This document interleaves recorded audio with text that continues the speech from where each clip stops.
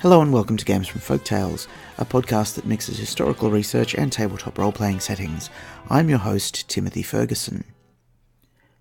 This week, the second half of a two-parter, where we explore the tribes of Faeries of Cornwall.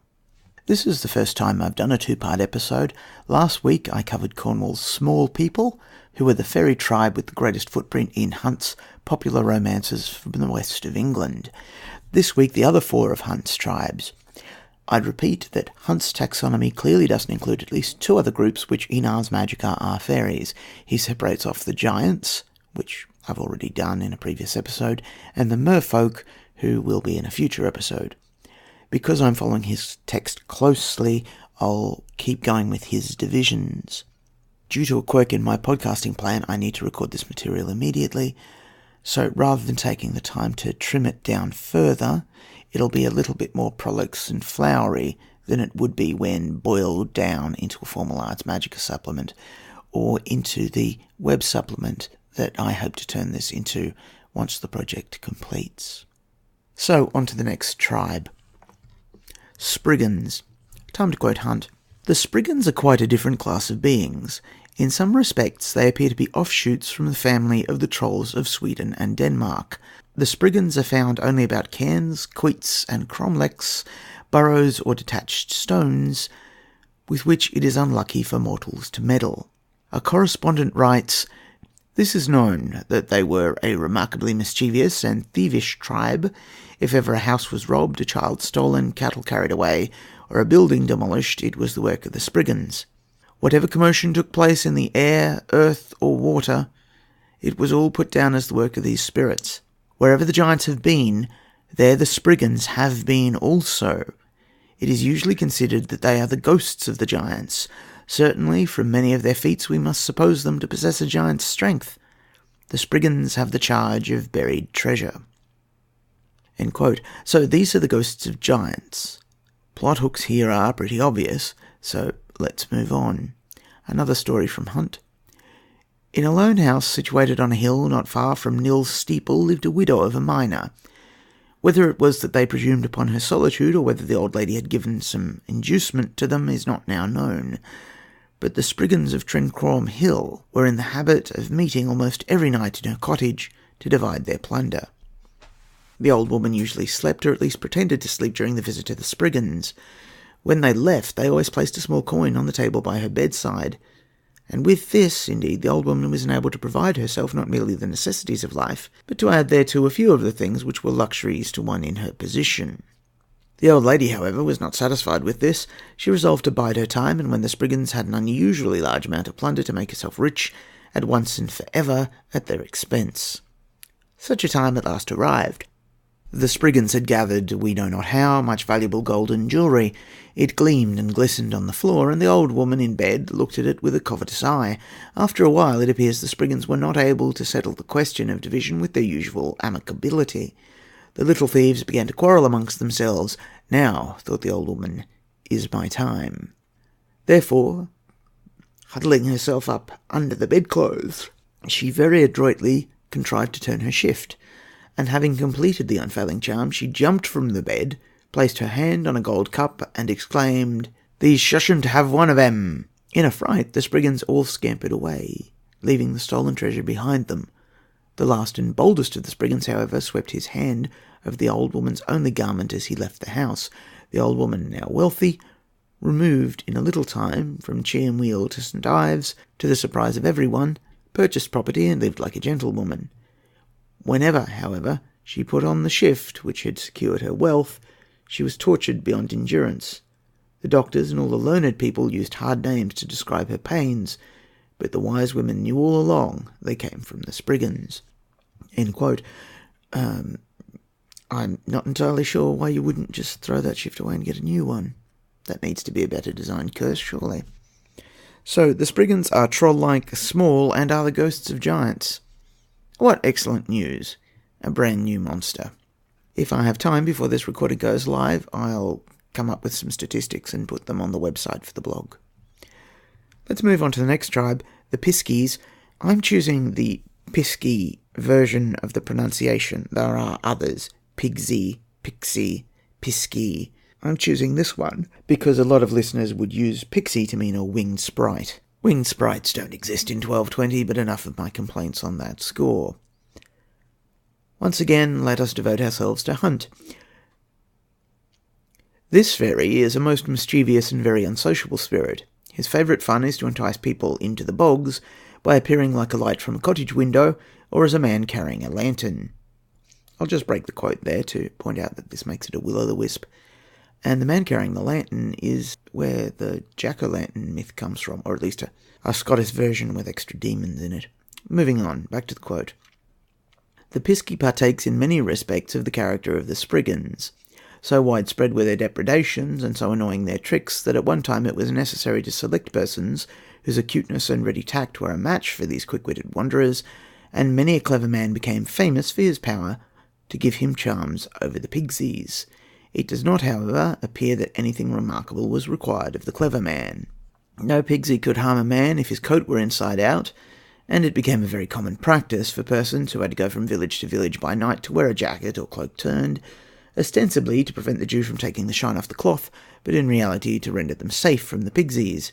They must have been a merry lot, since to laugh like a Piskie is a popular saying. Reader's note. There's a break in the text, and then, these little fellows were great plagues to the farmers, riding their colts and chasing their cows. The Piskie, or Pixie, of East Devon and Somersetshire is a different creature from his cousin of a similar name in Cornwall. The former is a mischievous, but in all respects a very harmless creation, who appears to live a rollicking life amidst the luxuriant scenes of those beautiful counties. The latter, the Piskies of Cornwall, appear to have their wits sharpened by their necessities, and may be likened to the keen and cunning Arab boy of the London streets, as seen in contrast with the clever child who has been reared in every comfort of a well-regulated home. Reader's note. Arab in this case is Victorian slang meaning urchin, homeless person. I'm not entirely sure where it comes from. Orientalist Victorian fantasy, probably. So sorry for the casual racism, back into the text. The darker shades in the character of the Cornish fairy almost dispose me to conclude that they belong to an older family than those of Devonshire. Thorns has noticed that in Cornwall, the moths which some regard as departed souls, others as fairies, are called piskies. This is somewhat too generally expressed. The belief respecting the moth, so far as I know it, is confined to one or two varieties only. Mr. Couch informs us that the local name around Polperro of the weasel is fairy, so that we have some evidence of metempsychosis among the elf family. Moths, ants, and weasels would, it seem, be forms taken by the wandering spirits. The Cornish briefly had a great belief in piskays, or fairies. If a traveller happened to lose his way, he immediately concluded that he was piskay-led. To dispel the charm, which the piskay-led traveller was entangled with, nothing was deemed sufficient but that of turning one of his garments inside out.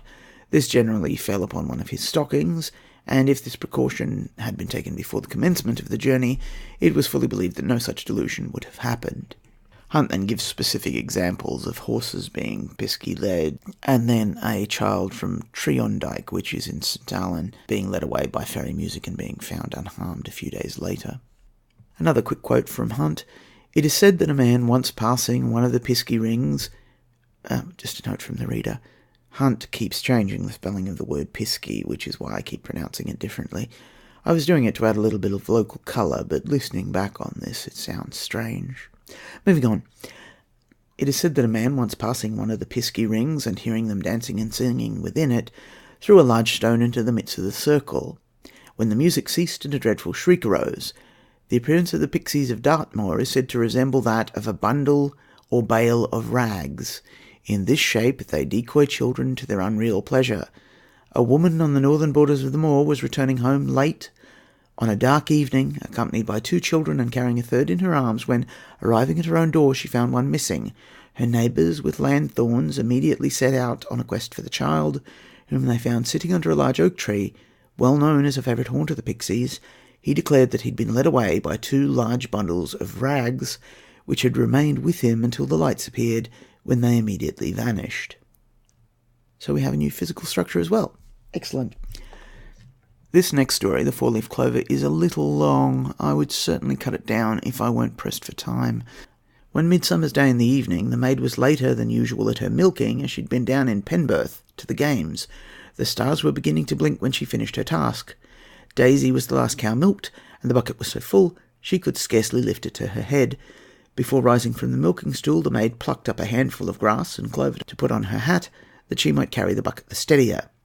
She had no sooner placed the hat on her head than she saw hundreds and thousands of small people swarming in all directions about the cow and dipping their hands into the milk, taking it in and out of the clover blossoms and sucking them. The grass and clover, all in bloom, reached to the cow's belly. Hundreds of little creatures ran up the long grass and clover stems with buttercups, lady smocks, convolvuses and foxglove flowers to catch the milk that Daisy let flow from her 4 teats like a shower among them. Right under the cow's udder, the maid saw one much larger than the others lying on his back, with his heels cocked right up under the cow's belly. She knew he must be a piskie because he was laughing with his mouth open from ear to ear. The little ones were running up and down his legs, filling their cups and emptying them into the piskie's mouth. Hundreds of others were on Daisy's back, scratching her rump and tickling her round the horns and behind the ears, and others were smoothing down every hair of her shiny coat into place. The milkmaid wasn't much startled to see them, as she'd often heard of fairies and rather wished to see them. She could have stayed for hours, she said, to look at them, dancing about in the clover, which they hardly bent any more than a few dewdrops. Her mistress came out into the garden between the field and the house and called to know what was keeping the maid so long, and the maid told her what she had seen. The mistress said she couldn't believe her unless she'd found a 4-leafed grass. Then the maid thought of the handful of grass in the head of her hat, and looking over it in the counterlight, they found 3-leafed grass and 1 stem of 4 leaves. They knew it was nothing strange she should see the little people, but they didn't know what plan to take to get rid of them, so that they might have all of Daisy's milk, till the mistress told her mother about it, and her mother was a very notable old dame who lived in Churchtown. The old woman knew all about witches and fairies and such things. Our Betty told her daughter that everyone knowed that the small people couldn't abide the smell of fish, nor the savour of salt or grease, and advised her to rub the cow's udder with fish brine to drive the small people away. Well, she did what her mammy had told her to do.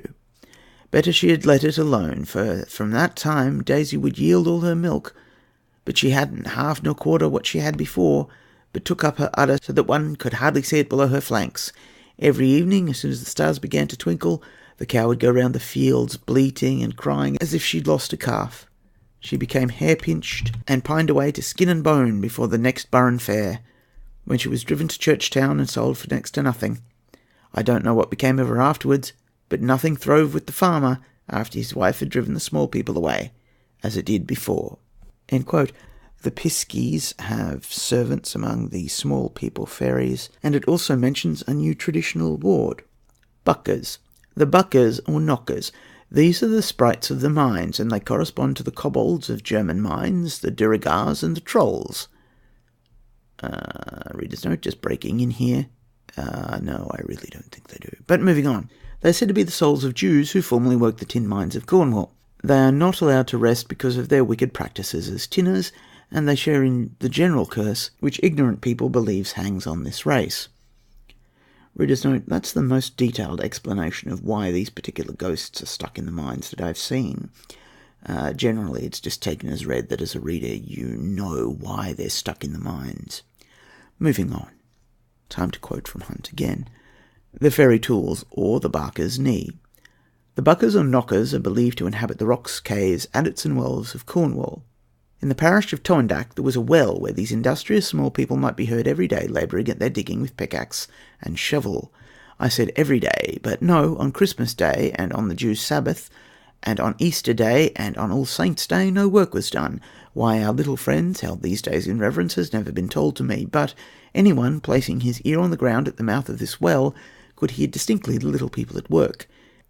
There lived in the neighbourhood a great hulking fellow who would rather do anything than work, and who refused to believe in anything he heard. He had been told of the fairy well, and said it was all a dream, but since good people around him reiterated their belief of fairies in the well, he said he'd find it all out. So day after day, Barker, this hulk's name, would lie down amidst the ferns growing around the mouth of the well, and, basking in the sunshine, listen and watch. He soon heard pick and shovel and chit-chat and merry laughter. Well, he'd see the out of this, he told his neighbours. Day after day, week after week, this fellow was at his post. Nothing resulted from his watching. At last he learned to distinguish the words used by the busy workers. He discovered that each set of labourers worked 8 hours, and that on their leaving they hid their tools. They made no secret of this, and one evening he heard one say he should place his tools in a cleft in the rock, another that he should put his under the ferns, and a third said that he should leave his tools on Barker's knee. He started on hearing his own name. At that moment a heavy weight fell on the man's knee. He felt excessive pain, and roared to have the cursed things taken away. His cries were answered by laughter. To the day of his death, Barker had a stiff knee. He was laughed at by all the parish, and Barker's knee became a proverb. End quote. So those are, with a slight change in theming, kobolds or little dwarf-like characters. Relatively easy to start. The last tribe is the easiest of all, brownies.